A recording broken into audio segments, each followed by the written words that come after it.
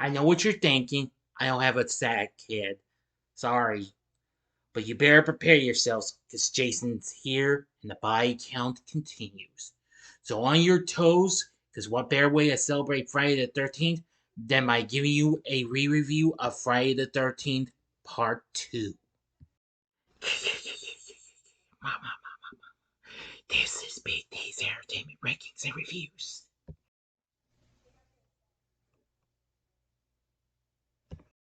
So, greetings, my fellow YouTubers, and welcome to Big D's Entertainment Rankings and Reviews.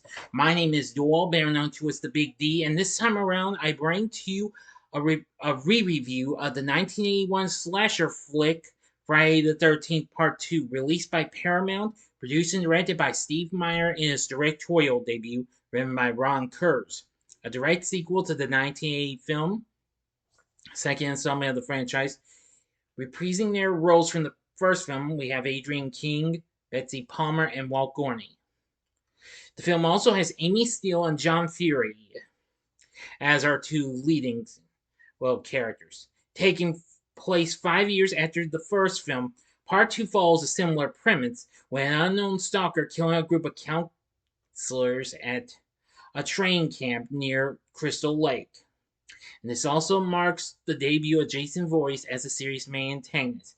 But of course, it's Sackhead Jason, you know.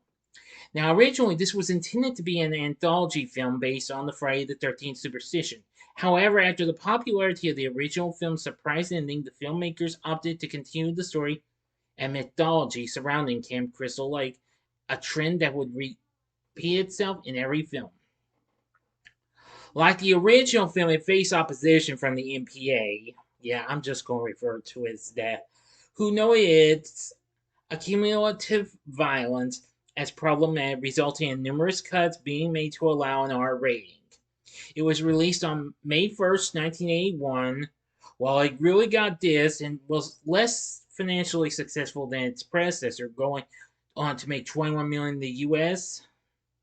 Yeah, well, before I get started, if you haven't checked out my re-review of the first film that I did, I believe earlier this year, click on that card and you'll be able to check out in case you might miss it or see it again if you'd like. But anyway, this is a guilty pleasure though. Alright, 2 months after the murders at Camp Crystal Lake, sole survivor Alice Hardy is recovering from her traumatic experience. In her apartment, when Alice opens the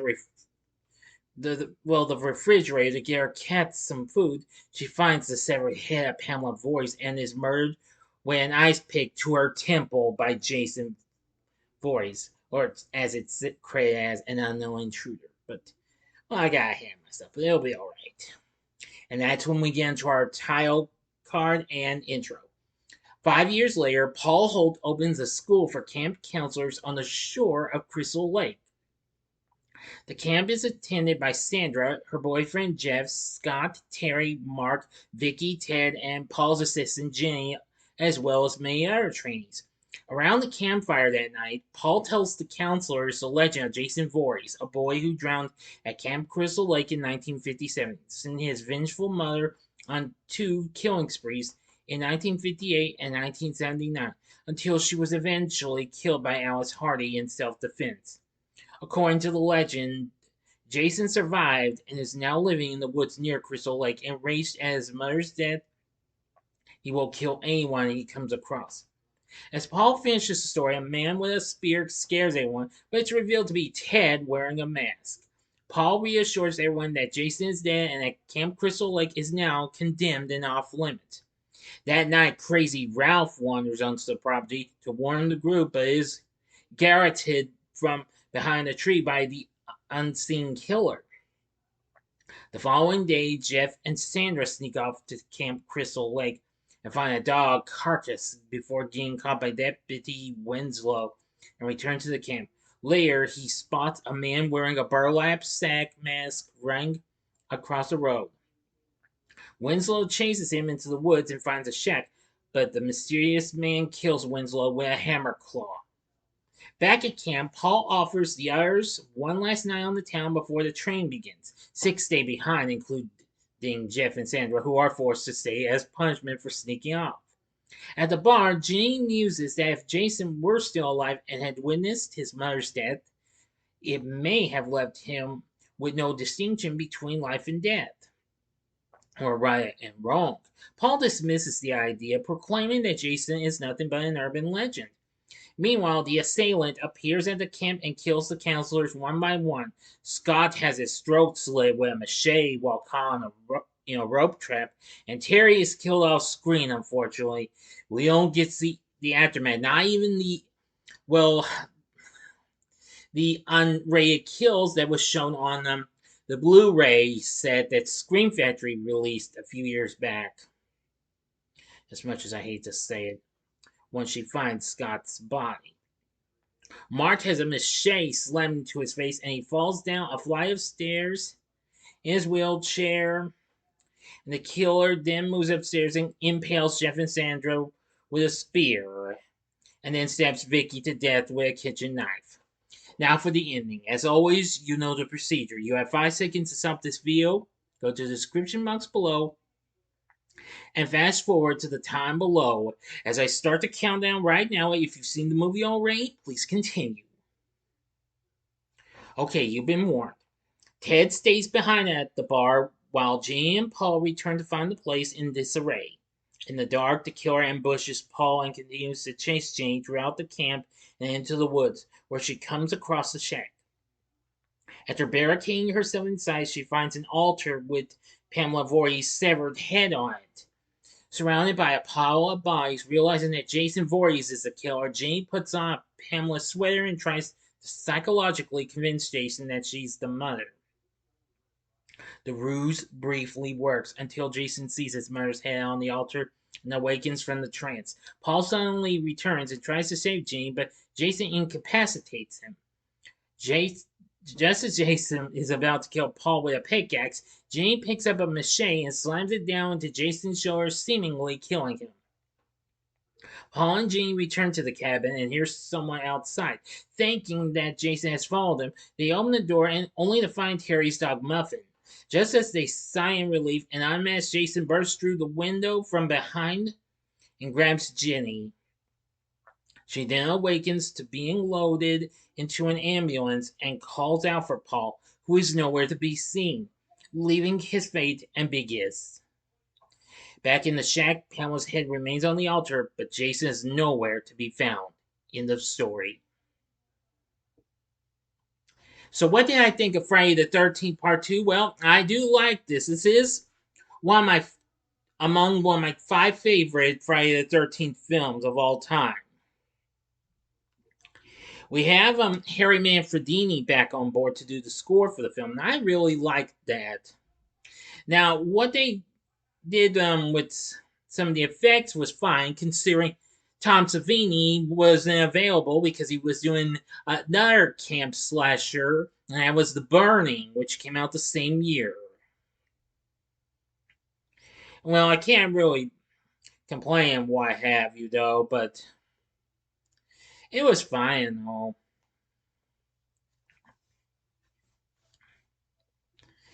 And believe me, when this film came out, it faced strong competition from other horror releases, like The Final Conflict, the Third Omen film, The Evil Dead, even The Burning, Happy Birthday to Me, Graduation Day, Halloween 2, The Howling, and the original My Bloody Valentine, which was also from Paramount.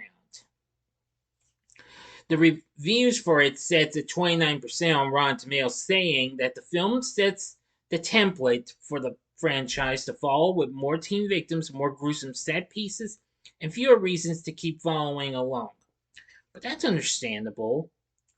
The Chicago Sun-Times says the film is a cross between the mad slasher and dead teenager genres. About 24 movies a year feature a mad killer going berserk, and they're all about as bad as this one. Some have a little more plot, some have a little less. It doesn't matter.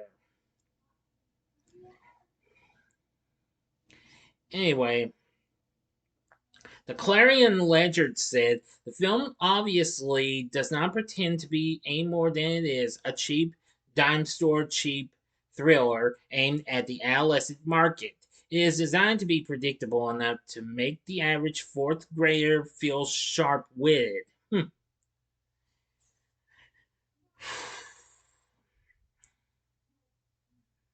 Still, it's gotten a little bit of better responses in the last few years. Like, for example, when the film came out on Blu ray, Blade discussed and said it doesn't exactly stray far from the formula of the original film, neither do most of the other sequels, but this film still stands as an iconic and important entry in the series due to the introduction of Jason as the antagonist of the series and the usage of Italian horror films as an inspiration for its death scenes, most notably the spear compilation Death from Mario Bava's A Bay of Blood. Yes, that's completely understandable. But nevertheless, the film did okay. Well, not as big as its predecessor, going on again, as I've said earlier, making 21 million here in the US alone. Now, of course, it's been released on physical media, on video cassette, and Betamax, and then in DVD, and then Blu-ray through Paramount. Well, 3 years ago, Shout Factory released a 40th anniversary box set that includes a 4K scan of Part 2's original camera negative, and also includes the long lost uncut footage. Which of course a better look at most of the kills except Terry's, which they didn't. Oh, that is a shame though. But I've had a look at video clips from it on YouTube. I don't think they have them up anymore because, well, I can understand how YouTube is on well, you get what I'm saying. I hope. Anyway, as for our cast, we have Amy Steele playing Jenny. She's a very good final girl, and she definitely ranks as one of the great final girls of Friday the 13th. Sort of in my opinion. John Furey plays Paul, and he was good. Adrienne King returns as Alice for the first bit. Stu Charno plays Ted. He wasn't too bad. Warrington Gillette plays the unmasked version of Jason, while Steve Deskowitz plays the masked version. Walt Gorney is back as Crazy Ralph. Still good. And Betsy Palmer is Mrs. Voorhees. Yeah. Now, as for the rest of the teens, we have Mara Kober as Sandra, who apparently was underage and whatever, so we didn't see much of her when she was having sex with Jeff, played by Bill Randolph. Again, not bad. Tom McBride plays Mark. He's pretty good. May he rest in peace. Kirsten Baker played Terry. Now, she was fine, what have you. Russell Todd, who of course would later go on to appear in the cult classic Chopping Mall a few years later, played Scott, and he was too bad.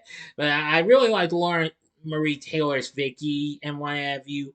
But hey, you don't have to take my word for it. All these characters can be hit or miss, but as I always say, you be the judge. So anyway, Friday the 13th Part 2, I still think it's a pretty good sequel. But with everything I've said about it, the story, it's fine and what have you. I mean, the kills weren't too bad, even if you have to see them in a different way than what you could expect.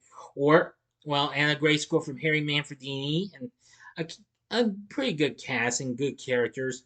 This is fine. So would I recommend Friday the 13th Part 2? I'd say sure, go ahead. But I would rather recommend that you give it a one-time watch if you're a hardcore completionist. So anyway, that's all I can tell you about Friday the 13th Part 2. What did you think? Let me know what you thought about Friday the 13th Part 2 in the comments section below. If you liked the video, click the like button, subscribe, and be a part of the Big D Nation. And stay tuned for my Saturday morning TV log of Skeleton Warriors coming up tomorrow morning. So I hope you enjoy this, and if you did, check out my reviews for these other films. In the upper left-hand corner is my re-review of Halloween 2, which, of course, came out the same year. Or go to the upper right-hand corner and see my review of Happy Birthday to Me. Or go to the bottom left-hand corner and see my review of The Evil Dead, the classic itself. In the bottom right-hand corner is the button you can click to subscribe. If you like rankings and reviews on movies, TV, music, video games, etc., then I'm your guy. Thank you for watching. Until next time, I'm the Big D saying, see ya.